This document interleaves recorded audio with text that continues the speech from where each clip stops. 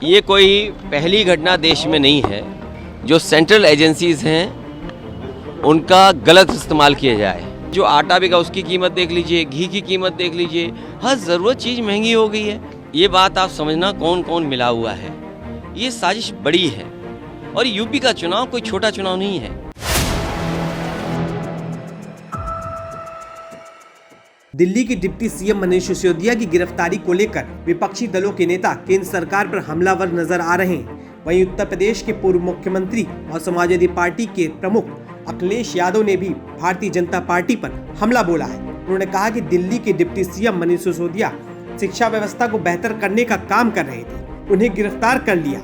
देश में कोई पहली घटना नहीं है। बीजेपी जब से सत्ता में है, सेंट्रल एजेंसियों का गलत इस्तेमाल हो रहा है। ये कोई पहली घटना देश में नहीं है।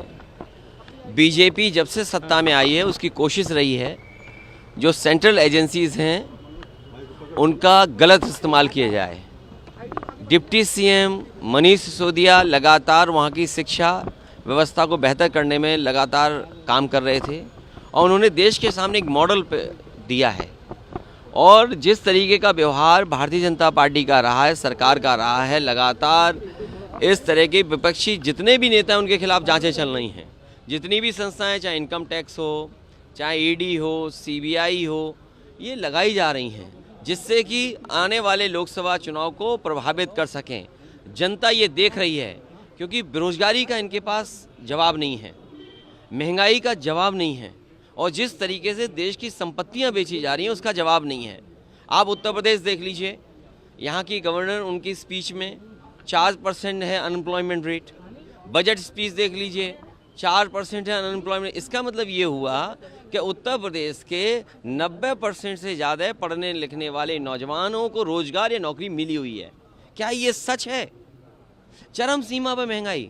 आप सिलेंडर की कीमत देख लीजिए, दूध की कीमत देख लीजिए, आप दालों की कीमत देख लीजिए, आज जो आटा बिका उसकी कीमत देख लीजिए, घी की कीमत देख लीजिए, हर ज़रूरत चीज़ महंगी हो गई है।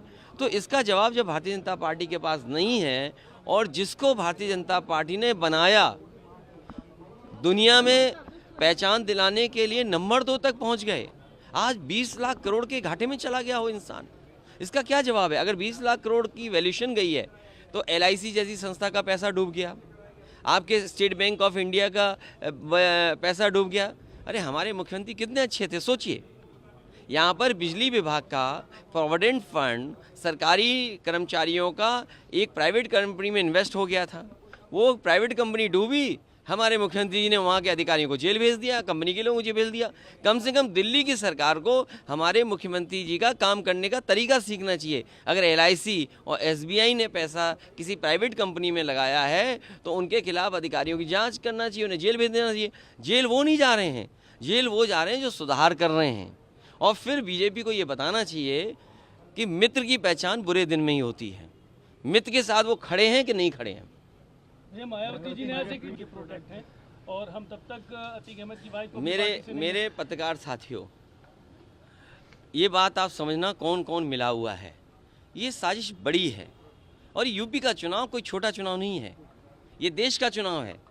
इस प्रदेश ने प्रधानमंत्री दिया है, ये प्रदेश प्रधानमंत्री देता है, तो इसलिए साजिश भी बड़ी है, साजिश छोटी मोटी नहीं है।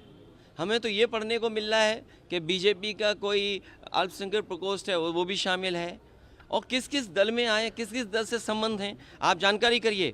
जब उत्तर प्रदेश में एक बाई इलेक्शन था जिसका नाम लिया जा रहा है, उसके भाई को पुलिस कहाँ पर बैठाई हुई थी? बनारस में।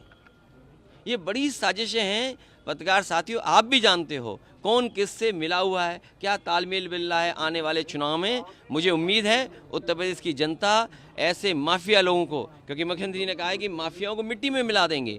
अरे माफियाओं की सूची तो आ जाए। मैंने सदन में मांगा कि टॉप 10, टॉप 100 माफियाओं की सूची जारी कर दे सरकार।